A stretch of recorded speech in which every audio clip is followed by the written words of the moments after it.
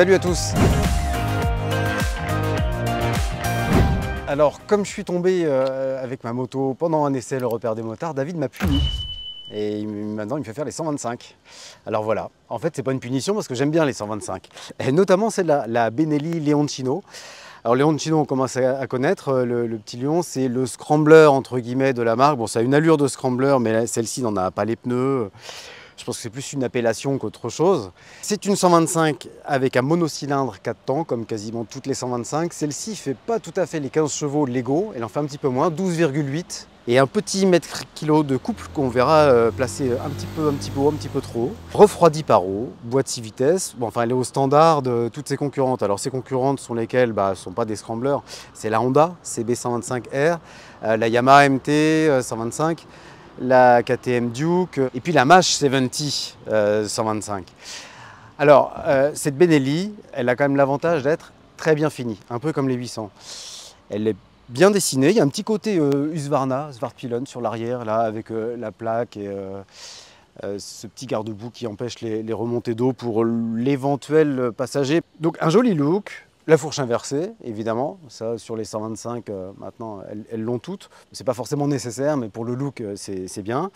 Des pneus taïwanais CST, mais je n'ai pas rencontré du tout de problème avec eux. Un bon équipement, sauf au tableau de bord, il manque l'heure. On croirait que c'est presque un oubli, parce que c'est un joli petit tableau de bord, écran plat, etc. Il y a 2 tripes, mais pas l'heure. Mais il y a la jauge à essence. Alors jauge à essence, et on verra ça aussi tout à l'heure, qu'on a beaucoup de mal à faire descendre, ça c'est la bonne nouvelle. On doit faire à peu près 400 km avec un plein assez facilement. Les rétros très lisibles, bien placés. Position de conduite sympa, ça on verra pendant l'essai aussi. Et puis prix bien placé quand même. 3 899 €, quand les Honda et Yamaha sont à 5 499 €. Bien placé en fonction, dans le rapport en fait, look, finition, performance, parce qu'on verra que ça marche bien pour une 125. En revanche, évidemment, la Mash est imbattable là-dessus, 2 899 € pour la 70. Bon, alors c'est pas tout à fait la même finition sur la Mash, hein. Là, la Benelli est beaucoup plus valorisante, je trouve, et vous le trouverez aussi, j'en suis sûr. Je vous propose qu'on aille faire un essai, et puis on débriefe tout ça après. Allez go, on y va. Donc première, alors je dis ça parce qu'en fait au tableau de bord il y a bien les rapports de vitesse indiqués, et ça c'est pas mal parce que on va le voir, on tricote souvent avec cette petite 125, mais c'est normal, c'est l'apanage des 125. Alors là je suis plutôt dans les mi-régimes, 5-6 000, et elle n'est pas bien vivace à ces régimes là quand même. Il faut passer 6 000 tours pour que vraiment elle s'emporte un peu plus. Évidemment on reste sur une 125, mais voilà, elle a vraiment 2 visages. Et on l'entend, voilà, passer. En vrai, c'est passé 7000, vraiment, qu'elle s'exprime bien. Donc entre 6 et 7000, elle se libère un peu d'un coup. Je vais pas parler d'effet turbo parce qu'on va se foutre de moi, mais elle s'emporte un petit peu. Alors qu'en dessous, et encore pire si on est à 2, en dessous de 6000 tours, là on peut visser la poignée en grand et il se passe que dalle. Malgré tout, ce petit monocylindre est vraiment sympa. Il est très souple. À défaut d'être couplé à mi-régime, il est vraiment souple. Et puis il s'emporte pas mal après, donc je le disais entre 6 et 7, et il va jusqu'à 10 000 tours. Il rupte là. Pour dire en 6e, il rupte exactement à 121 km/h. Alors faut se méfier parce qu'en descente on y arrive super vite. Là je suis au feu rouge, j'en profite pour dire que je mets facilement les 2 pieds plats par terre, enfin un demi-pied facile. Je rappelle que je mesure 1,67 m, donc je suis un nain, et cette moto est parfaite. Elle est assez fine, on l'en sert bien, elle est hyper équilibrée, et ça se sent à l'arrêt. Les 145 kg annoncés, on les sent pas trop, ils sont plutôt pas mal répartis. Ça correspond à ce que pèse une Honda CB125R ou une Yamaha MT, quoi. Donc on est là dans les standards. Côté position de conduite, pas mal aussi, c'est vraiment la position roadster, avec un guidon assez étroit, mais malgré tout suffisamment haut. Les jambes un peu repliées, mais c'est bon, pas exagéré. Je pense que pour quelqu'un qui fait encore jusqu'à 1,75 m, ça va. Au-delà, évidemment, de toute façon, toutes les 125 sont très rikiki pour les grands gabarits, donc il n'y a rien à dire, ça reste des petites motos, personne ne peut faire de miracle, quoi. Alors voilà, là je suis en côte, j'accélère en grand, en 4e, Et voilà, j'étais en dessous de 6000, ça vérifie une fois de plus ce que je disais tout à l'heure. Stop, donc freinage, ça freine plutôt bien. Seul petit truc, c'est comme toutes les 125 d'ailleurs ont tendance à le faire, la fourche plonge un peu vite, mais bon, c'est pareil. C'est pas mal quand même pour une 125. Il y a quand même un peu de progressivité. Le feeling du frein est très bien. Là, il y a une vraie belle progressivité. Il y a un bon toucher de frein. La Leoncino 800 pourrait s'en inspirer. Ça lui ferait pas de mal. La sonorité, parce que ça compte. Il y a un côté, bon, un peu électrique, quoi. Enfin, c'est pas dingue, mais il y a un petit bruit de boîte à air qui, lui, est assez sympa. Donc, encore une fois, là, elle est dans les standards. En revanche, et ça, c'est vraiment le point faible de la Leoncino 125, c'est qu'elle vibre beaucoup, notamment passé 6000, donc ça va avec ce moment où en fait elle décolle un petit peu. Elle vibre pas mal, c'est au point que on a du mal à lire dans les rétros, quoi. Il y a pas mal de vibrations qui sont présentes, alors pas trop dans les repose-pieds, mais au guidon, on les ressent un petit peu dans la selle. Et ça, c'est assez pénible, mais malgré tout, ça ne nuit pas au confort.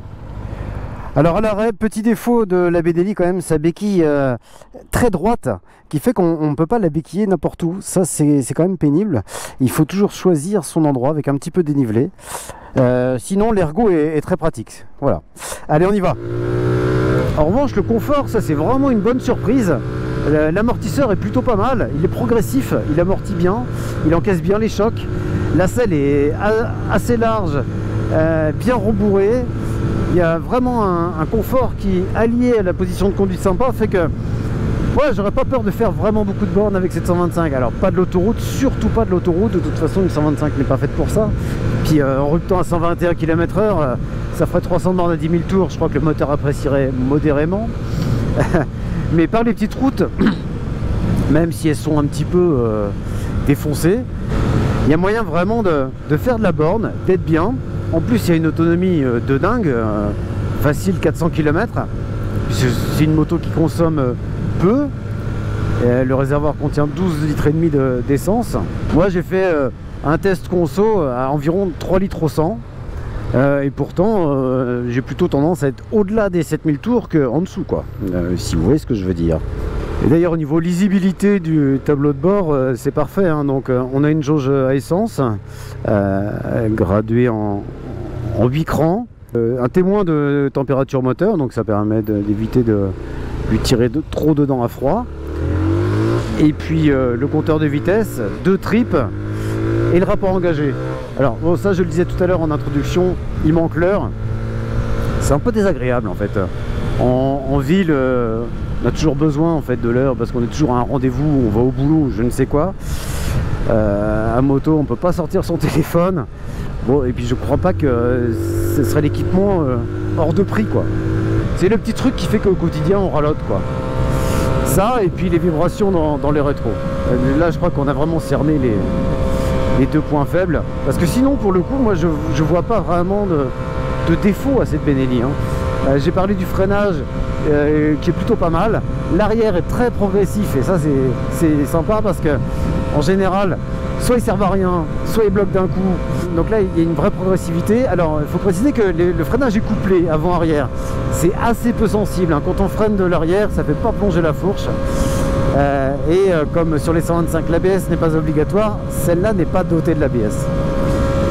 Alors voilà, là je suis quasiment à fond et en étant que le moteur hurlote un peu là. Voilà, il arrive à 10 000 tours et hop, voilà, il rupte. Alors là, il s'est indiqué 120, parfois il rupte à 121 selon l'humeur. Donc ouais, il faut éviter les trop de 4 voies, il faut éviter évidemment l'autoroute. Mais bon, en général, on prend une 125 soit pour se balader, soit pour se déplacer en ville, hein. Et même si on veut traverser la France avec, on choisit la France des départementales, quoi. Et encore une fois, pour ça, la Benelli est vraiment un chouette compromis, un bon rapport qualité-prix, avec une gueule sympa, et puis un nom qui claque, quoi. Donc moi, je serais pas étonné qu'on commence à en voir pas mal sur nos routes, des Leoncino 125. Alors, une petite 125 côté passager. Bon, comme Zef l'a dit, on va dire que le point faible primordial, on sait que c'est pas large, hein. C'est étroit et c'est pas très long. Mais ça le fait pour des petits trajets citadins. Les repose-pieds sont bien placés. Bien sûr, il n'y a aucune poignée, mais de toute façon, ça c'est un peu une marque de fabrique Benelli. Il y en a même sur les 800, il n'y en a pas non plus. Donc de toute façon, il faut se tenir au pilote et c'est une 125, donc ça va. Et côté suspension, ce qui est une bonne nouvelle parce que contrairement aux 800 qui était moyenne en retour de suspension, eh bien la 125 est nettement mieux placée. Donc franchement, une petite 125 sympa en duo pour le petit trajet citadin. La note pour une petite 125, allez, un 16 sur 20. Pour conclure l'essai de la Benelli Leoncino 125, donc on voit que c'est une moto hyper agréable, pas très chère, qui consomme peu, elle a quand même pas mal d'avantages. Il y a cette fourche qui plonge un peu vite. Alors il y a toujours des problèmes d'hydraulique hein, sur les Benelli Leoncino. Il faudrait qu'ils revoient ça chez Benelli, soit en Chine où ils fabriquent ou en Italie où ils conçoivent, peu importe. Mais voilà, c'est un bon choix. Je pense que c'est une moto qu'on va voir rapidement dans le hit parade parce qu'elle est hyper bien placée. Et puis, elle redonne goût à la 125, je trouve. Enfin, non pas que moi j'avais perdu goût à la 125, c'est des motos que j'aime bien, même s'il en manque un peu, une 125 à 20 chevaux ça aurait été un peu mieux, bref, parce qu'avec ce confort qu'elle a, et ça c'est une particularité de la Benelli Leoncino 125, pas 800, ce petit confort qu'elle a, cet agrément, ce look, tout ça en fait une moto drôlement bien positionnée, je trouve, notamment par rapport à une Yamaha MT125. Au niveau finition, elle n'est pas encore au niveau de la Honda, qui est vraiment au top là-dessus. En tarif, elle est un peu plus chère que la Mache, mais elle le justifie. Donc ça, c'est une moto que je vous conseille d'aller voir si vous êtes attiré par une 125. Ça peut être très sympa. Voilà, bah likez-nous, continuez à nous suivre et puis à très bientôt.